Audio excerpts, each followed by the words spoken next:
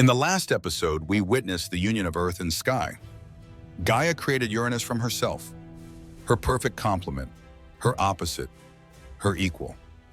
And when they came together, when Earth and sky united, new life began to form. The Titans were being conceived. Welcome back to Mythology Flix.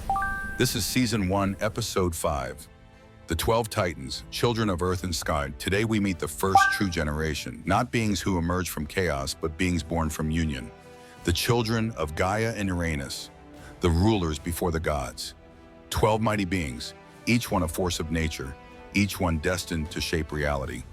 By the end of this episode, you'll know their names, their powers, and their fates. And you'll understand why one of them, the youngest, the shrewdest, will change everything. Let's meet the Titans. From the union of Earth and sky, Gaia gave birth to 12 children. 6 sons, 6 daughters, perfect balance, perfect symmetry.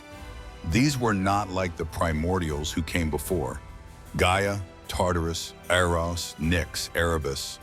They emerged from chaos itself, principles made manifest. But the Titans, they were born. They had parents. They grew. They were the first generation in the way we understand generations, and they were mighty. Each Titan embodied a fundamental aspect of the natural world. Each one was a force that would shape the cosmos for ages to come. First, the sons.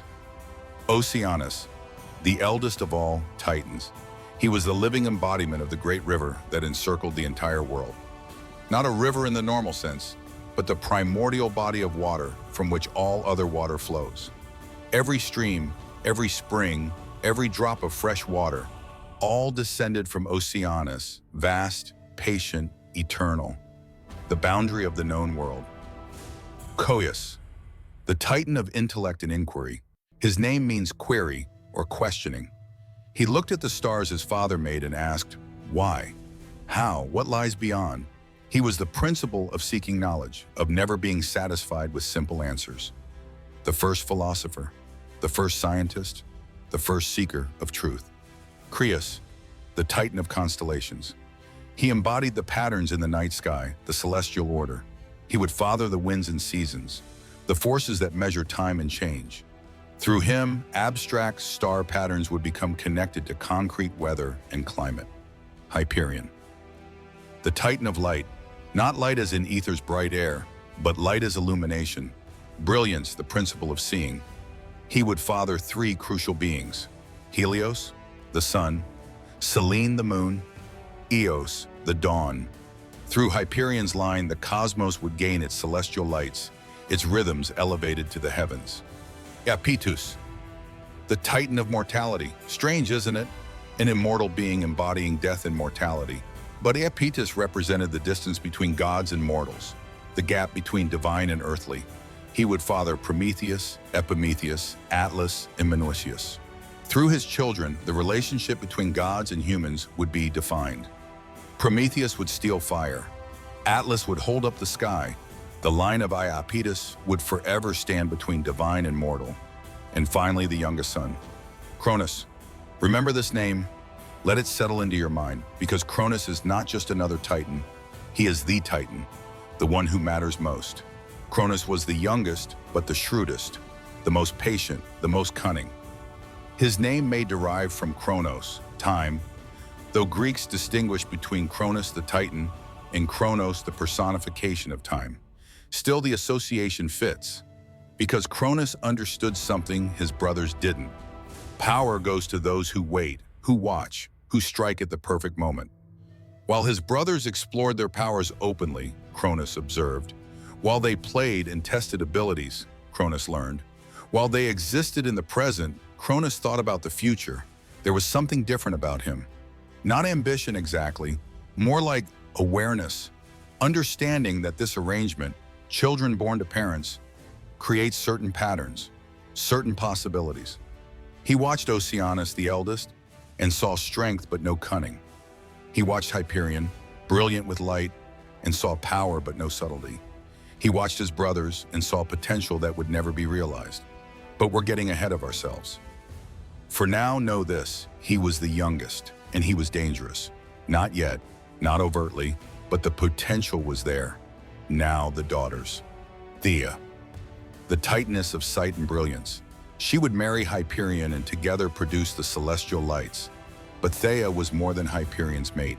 She was vision itself, the principle of seeing, of perception, of bringing the invisible into visibility.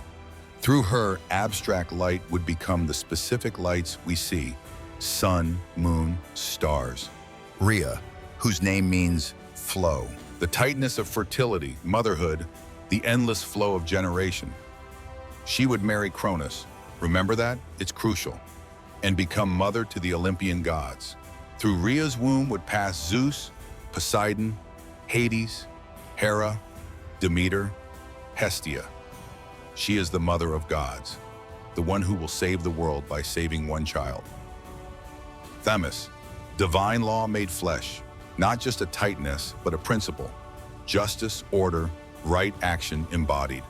Later, she would become Zeus's counselor, sitting beside him, whispering wisdom. But even now, she embodied the concept that there are rules, laws, patterns even gods must follow. Mnemosyne, memory itself. Without her, the past would not exist. History would be impossible. Story would have no meaning. She would later unite with Zeus and birth the 9 muses, goddesses of art, poetry, music, dance. But even before that, she was the principle that allows us to remember, to learn from the past, to carry experience forward. Phoebe, the bright Titaness, associated with prophecy, with seeing the future, as Themis saw the pattern of law. She would pass her prophetic power to Apollo, who would become the god of prophecy at Delphi. Through Phoebe, the gods would learn to see what was coming, to know the future, even as they couldn't change it. Tethys, the great nurse. She would marry Oceanus and together produce 3,000 sons, the river gods, and 3,000 daughters, the Oceanids, nymphs of springs and streams. She was the principle of fresh water, of nourishment, of gentle waters that give life rather than harsh sea that takes it. 12 Titans, 6 sons, 6 daughters, Oceanus and Tethys, Hyperion and Thea, Coeus and Phoebe, Creus, Iapetus, Rhea and Cronus, Themis, Mnemosyne, the children of earth and sky, the first generation born from union. And they were magnificent. Each Titan was perfect in their own way, not flawless, but complete. Each embodied a principle, a force, a truth about the cosmos. Through Oceanus, water would flow to all corners of creation. Through Hyperion, light would shine on everything that exists. Through Themis, justice and law would govern even the gods. Through Mnemosyne, the past would be preserved and honored. They were not just beings, they were the architecture of reality itself, made flesh. Gaia looked upon her children and saw that they were mighty. Uranus looked upon them and saw that they were perfect. Perfect. Remember that word, because Uranus had a vision of perfection. 12 children, 6 male and 6 female, each beautiful, each symmetrical, each fitting his idea of order. For a time, all was well. The Titans grew. They matured. They began to explore their powers. Oceanus flowed around the edges of the world, learning the boundaries of creation. Hyperion learned to manipulate light, to see how illumination worked. Themis began to perceive the patterns underlying all existence.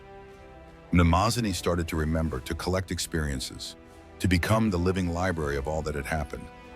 The cosmos was expanding, becoming more complex, more sophisticated, more alive. The Titans inherited qualities from both parents. From Gaia, solidity, groundedness, connection to physical reality. From Uranus, vastness, transcendence, connection to celestial power. They were perfect hybrids, neither fully earthly nor fully heavenly, but something in between, something new, something unprecedented. And for a time, this was enough. The family was complete. The generation was perfect.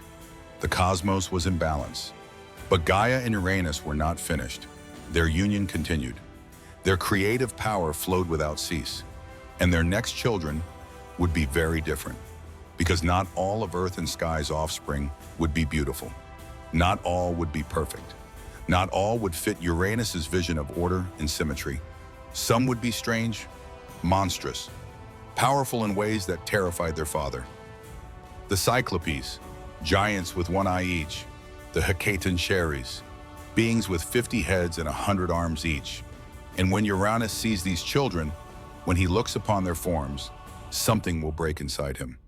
Fear, the first fear, the fear that will poison everything. These are the beings who will rule the cosmos in what later generations will call the Golden Age. For Zeus, before the Olympians, before the war that will reshape reality. They are not yet rulers, not yet fully grown into their power, but they are here, the bridge between primordial forces and Olympian gods. From chaos came the primordials. From the primordials came the titans. From the titans will come the gods. Generation by generation, the cosmos is building itself. And each generation, as we'll see, will overthrow the one before. The titans will overthrow Uranus. The Olympians will overthrow the titans. The pattern repeats. The cycle continues. But right now, the titans are young, innocent, unaware of the role they'll play in the great drama to come. Right now, they're simply the children of earth and sky, living in a cosmos that's still being born. In our next episode, everything begins to go wrong. Gaia will give birth again, and her next children will not be like the titans. They will be monster, strange beings with too many eyes, too many arms, forms that violate every principle of symmetry and beauty. And when Uranus sees them, something will break. Love will turn to terror. Creation will become imprisonment. The first violence will enter paradise. This has been episode 5 of Mythology Flix, the 12 Titans. Next time, monsters in the womb. The Cyclopes and Hecatoncheires are born, and Uranus makes a terrible decision. Until then, remember the Titans, learn their names, understand their powers, because they will rule the cosmos for an age. And when they fall, their fall will echo through eternity. See you in the next episode.